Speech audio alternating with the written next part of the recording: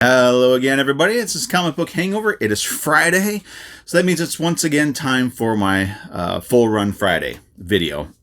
Excuse me. Not COVID, I promise.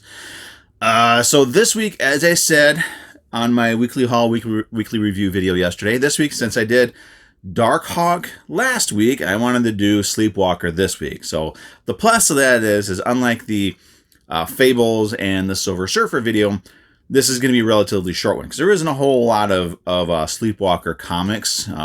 He'd guest starred in a lot of stuff, but as far as like Sleepwalker proper stuff, there's not a whole lot. So this may be a pretty short video. And there's really, the more I thought about it, there's really not a whole lot to say about the character. I mean, he's a really cool character. Came out in the early 90s, part of, Marvel's, for a while there, they were trying to come up with new characters as opposed to repackaging established characters. They actually had the ability to do new characters. So we got stuff like Darkhawk and Sleepwalker and some other ones. But I mean, other than that, there's really not a whole lot to talk about. Some of the covers are really, really cool. And there's some interesting gimmick covers. So I guess without further ado, let's go ahead and flip this camera around and let's start showing off my Sleepwalker comics. All right, so again, there's not going to be a whole lot here, and most of these actually don't even have boards on them because, I mean, while he's one of my favorite characters, it's not really a top-tier character with a lot of very valuable issues. So there's really not a whole lot going on here, other than the fact that he is one of my favorite characters. So let's just jump into it. We'll start off, of course, with and in my mind, this is one of the more iconic covers from the 1990s, Sleepwalker #1, and this is the June 1991 issue. His first appearance. I'm sure he might have shown up in a preview somewhere, but I don't count previews as first appearances. So it's issue 1, probably my favorite cover out of the entire run, and his first villain, 8-Ball, guy with a billiard ball on his head and uses a cue stick. As it was a simpler time back then.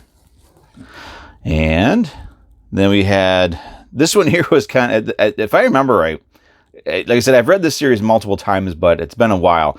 This was actually just sort of a dream sequence, so these characters didn't actually appear. Spider-Man, of course, is going to be the first character, the first Marvel proper character to show up in Sleepwalker, because he was in all of them. Spider-Man back in these days was sort of like Marvel's ambassador, welcoming in new characters to the greater Marvel universe. I always thought that was kind of cool. Sleepwalker in a Spider-Man costume.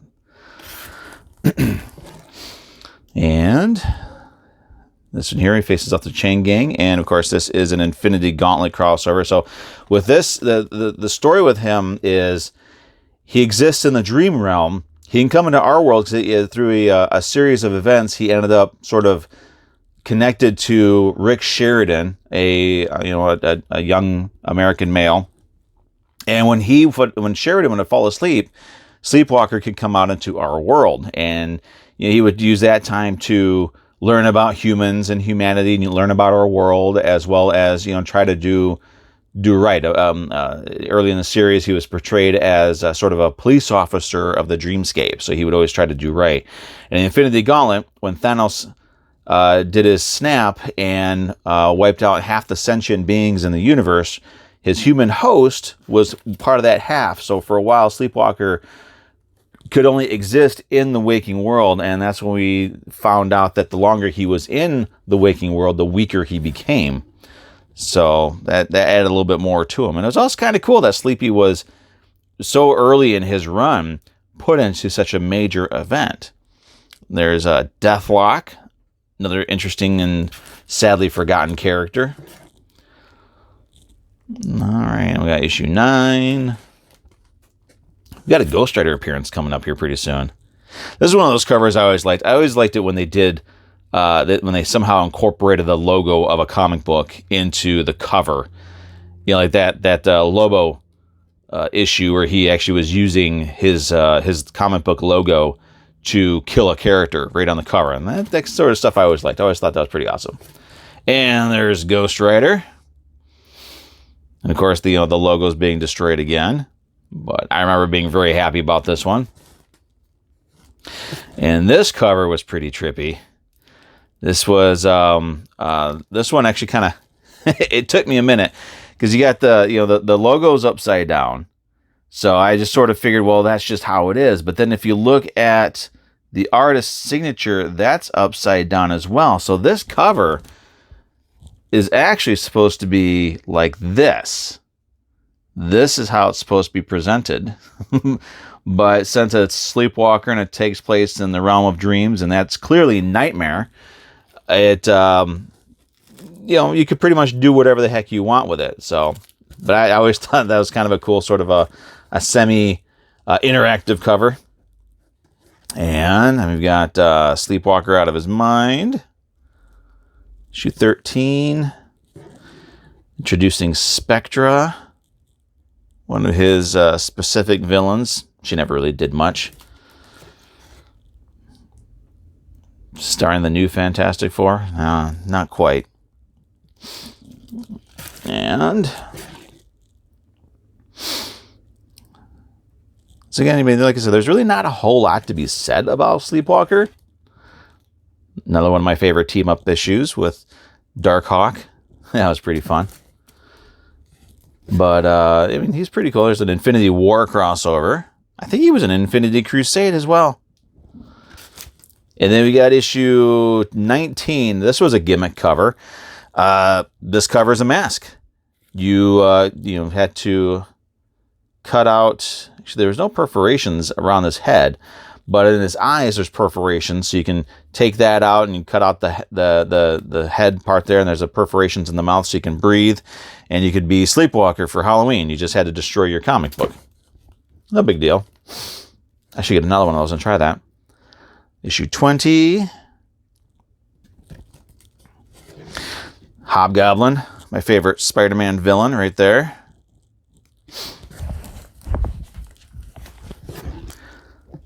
And I'm not quite... I think this is about when we start getting more into the actual backstory of Sleepwalker and find out that his main nemesis, the Cobweb, may not have been as bad a person as we thought, and Sleepwalker's people may not be as good as we've been told. And we got issue 25, another gimmick cover. This was the I guess you could call it like oil slick variant or oil slick gimmick. It's some sort of a weird like rainbow style foil cover. And we really start getting into the origin of Sleepwalker. These old covers are pretty cool, though. It's just like all the detail they put in. Modern covers don't seem to have, really as much, I don't know, comic book excess. They seem to try to do all their covers to make them look like movie posters these days. There's some, don't get me wrong, there's some amazing covers that come out these days. This is another one of my favorite covers. Sort of a Halloween issue there. Absolutely love that cover. And 31, we're nearing the end of his initial run. Like I said, there really wasn't a whole lot here. Excuse me. Another neat little thing they did with the logo there. And then this is the final issue. He only ran for 33 issues. Excuse me. But what was really weird is he didn't get an annual, but he got a holiday special. And I haven't read this one since I got it. And I thought it was, Joe Quesada cover there. That's pretty cool that, he would do a Sleepwalker book. And then recently, there was that Marvel event that's already been forgotten, Infinity Wars. Sleepwalker was a part of that, which kind of surprised me. Pleasantly surprising me. So I was able to buy new Sleepwalker books. And also, for me, it was really kind of cool to see Sleepwalker on the comic racks again. And that classic logo. And, people kind of look at it, so what is this? And trying to explain what Sleepwalker is. So, but that's it. I think I'm missing an issue of the Sleepwalker miniseries here. Yeah, I'm missing issue 3. I wonder how that happened. So anyway, that's it. That's all I got as far as Sleepwalker goes. Actually, I'm pretty sure I had that third issue. That's kind of weird. I guess I should really go through these books before I start doing these videos to make sure everything is in order. But that aside, again, a nice short video. I tend to try to keep these between 10 and 20 minutes because myself, if a video is over a half hour or well over a half hour, 40, 50, 60 minutes, I tend to kind of lose interest myself. Or I end up watching it in shifts, so to speak. I won't watch the whole thing in one sitting. I'll just have to break it down a little bit. And I worry about doing that because I don't know how that affects a person's view count. I don't want to hurt somebody's view count or the visits to their channel by doing these things in shifts. But be that as it may, I try to keep these short. So this is a nice short video. Hopefully everybody appreciates that. So, again, as I said yesterday, a week from this Monday, I'm going to be debuting my new series, my either Mini Mondays or Monday Minis. I'm kind of thinking Monday Minis. Monday Minis, I think, sounds good. But if anybody else has a preference between one or the other, let me know.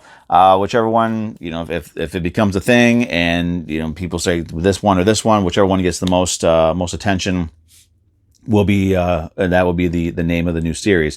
So it's basically, again, it's just going to be, I'm going to reread some of the mini series. Not some, I'm going to reread as many mini series as I can for as long as I can do the series, and just kind of do a more in-depth review as opposed to just showing the covers or just doing like quick reviews like I do on my Thursday videos. Something a little bit more in depth, and I kind of have an idea as to what the first one's going to be. But it's going to be a week from this Monday. So next Thursday, another weekly haul, weekly review video, and next Friday, the next full run Friday, and then following that will be Monday Minis. So that's it. That's all I got. I hope everybody had a great new comic book day this week. There were some great comic books that came out, some amazing covers. Also, don't forget, if you do have a pull list at your local comic shop, FOCs, final order cutoffs are Monday for books that are coming out in late August, early September. Some great stuff there. So, there's the new Dark Ages Marvel mini-series event thing, because we always have to have events going with Marvel. But the Fantastic Four's 60th anniversary issue. So if you do have a pull list for your comic shop, definitely get down there and do your FOCs, do your final order cutoffs, because it does help your comic shops a lot. And if you're helping them, then they can help you get the books that you want. So definitely do that. That aside, everybody have a great weekend. Thank you for watching, and I will see you all next week with another batch of great comic books to talk about. Have a great weekend.